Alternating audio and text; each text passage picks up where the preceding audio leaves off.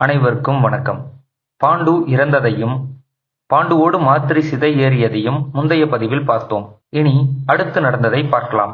பாண்டுவின் இறப்பிற்கு பிறகு மந்திரங்களை அறிந்தவர்களும் தேவர்களுக்கு சமமானவர்களுமான மகரிஷிகள் அனைவரும் அடுத்து என்ன செய்யலாம் என ஆலோசனை செய்தனர். பெரும் புகழுள்ள மகா ஆத்மாவுமாகிய பாண்டு மகாராஜன் ராஜ அதிகாரத்தையும் தேசத்தையும் விட்டு இந்த இடத்தில் தவம் செய்து தவசிகளையே சரணமாக அடைந்திருந்தான். அந்த ராஜாவாகிய பாண்டு தனது பிள்ளைகளையும் தனது பத்னியையும் இங்கேயே விட்டு இங்கிருந்தே சொர்க்கம் புகுந்தான். அந்த மகா ஆத்மாவினுடைய எலும்பு கோர்வையையும் அவருடைய புத்திரர்களையும் அவருடைய மனைவியையும் அவர்களுடைய தேசத்திற்கே அழைத்து கொண்டு போவோம். ஹஸ்தினாபுரம் சென்று பீஷ்மரிடம் இவர்களை ஒப்படைக்கலாம் என்று அந்த மகரிஷிகள் அனைவரும் ஒரு முடிவெடுத்தனர். மகரிஷிகளோடு பாண்டவர்களும் குந்தியும் புறப்பட்டனர். பாண்டு மற்றும் மாத்திரி ஆகியவர்களின் எலும்பு கோர்வையையும் சாம்பலையும் எடுத்துக்கொண்டு அந்த மகரிஷிகள் வந்தனர். அஸ்தினாபுரத்திற்கும் சதசுங்க மலைக்கும் இடையே நீண்ட நெடும் தொலைவு இருந்தாலும் புத்திரர்கள் மீது உள்ள அன்பினால் அந்த நீண்ட நெடும் தொலைவை குந்தி குறுகியதாகவே நினைத்தாள். புகழுள்ள குந்தி சொற்ப காலத்தில் குரு ஜாங்கலம் என்ற தேசத்தை அடைந்து நகரத்தின் முன்கோட்டை வாயிலை அணுகினாள்.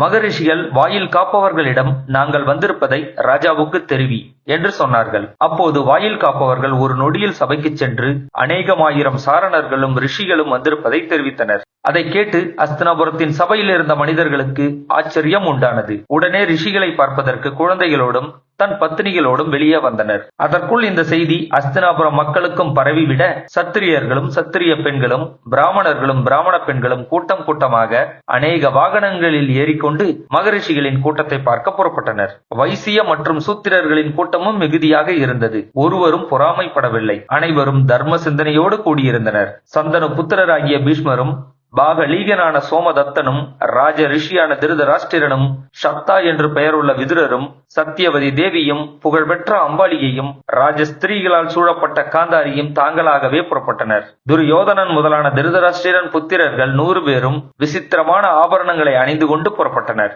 கௌரவர்கள் அனைவரும் தம் புரோகிதர்களுடன் சென்று அந்த ரிஷி கூட்டங்களை கண்டு வணங்கி அவர்கள் அருகே அமர்ந்தனர். மேலும் தேசத்தில் உள்ள மக்கள் அனைவரும் அப்படியே தலைவணங்கி வந்தனம் செய்து அவர்களுக்கு பின் பூமியில் அமர்ந்தனர். மக்கள் கூட்டம் சத்தமில்லாமல் அமைதியாக இருப்பதை தெரிந்து கொண்ட பீஷ்மர் அந்த ரிஷிகளுக்கு கிரமப்படி பூஜை செய்து அர்ப்பணம் செய்தார். பிறகு மகரிஷிகளுள் மிக வயது முதிர்ந்தவரும் ஜடா முடிகளை தரித்தவருமான ஒரு மகரிஷி எழுந்து, கௌரவ வம்சத்து புத்திரனாகிய பாண்டு எனும் பெயர் கொண்ட அரசன் காம சுகங்களை நீக்கி இங்கிருந்து சதசுரங்க மலைக்கு சென்று ராஜ சுகங்களை துறந்து துறவியானான் அல்லவா? அந்த தர்ம ஆத்மா சில காலம் இலைகளையும் கிழங்குகளையும் கனிகளையும் புசித்துக் கொண்டு பத்தினிகளுடன் ஓய்வில்லாமல் தவம் செய்தான். அவன் சதசுரங்க மலையில் வாசம் செய்யும் சிறந்த தவமுள்ள முனிவர்களை தன் ஒழுக்கத்தினாலும் செய்கையினாலும் தவத்தினாலும் மகிழ்ச்சியடைய செய்தான். பத்தினிகளுடன் சொர்க்கலோகம் போக விரும்பி கிளம்பிய அந்த பாண்டு மகாராஜாவை தடுத்த பிரம்மரிஷிகள், ராஜாவே, சந்ததி இல்லாத உனக்கு புண்ணிய லோகங்கள் இல்லை.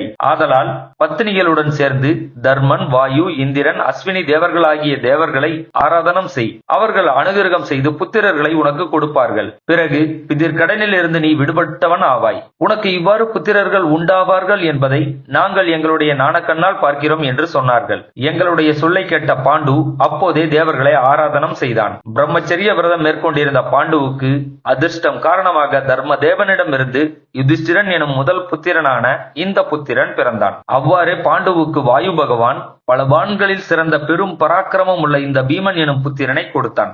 இந்திரனால் சத்திய பராக்கிரமம் உள்ள இந்த புத்திரன் குந்திக்கு பிறந்தான். சிறந்த வில்லாளியாகிய இவன் பிறந்ததும் இந்திரன் குந்தியை நோக்கி, குந்தியே, என் அனுகிரகத்தினால் திடமான பராக்கிரமம் உள்ள இவன் பிறந்திருக்கிறான். ஜெயிக்க முடியாத தேவர்கள் முதலிய எதிரிகளையும் இவன் ஜெயிக்க போகிறான், சந்தேகமில்லை என்று சொன்னான். இவனுடைய கீர்த்தி சிறந்த வில்லாளிகள் எல்லோரையும் மறைத்துவிட போகிறது. தர்ம தேவனுடைய புத்திரனான யுதிஷ்டிரன் இந்த சகோதரனுடைய பராக்கிரமத்தினால் ராஜசூய யாகத்தையும் இன்னும் பல யாகங்களையும் நிறைவேற்றுவான். இவன் மனிதர்களையும் கந்தர்வர்களையும் ராட்சசர்களையும் ஜெயிக்கப் போகிறான். கௌரவர்களிலேயே இவன் மிகவும் சக்தி மிக்கவனாக திகழ்வான் என்று இந்திரன் கூறினார். புலிகளை போன்ற இந்த இருவரும் அஸ்வினி தேவர்களால் மாத்திரியிடம் உண்டாக்கப்பட்டவர்கள்.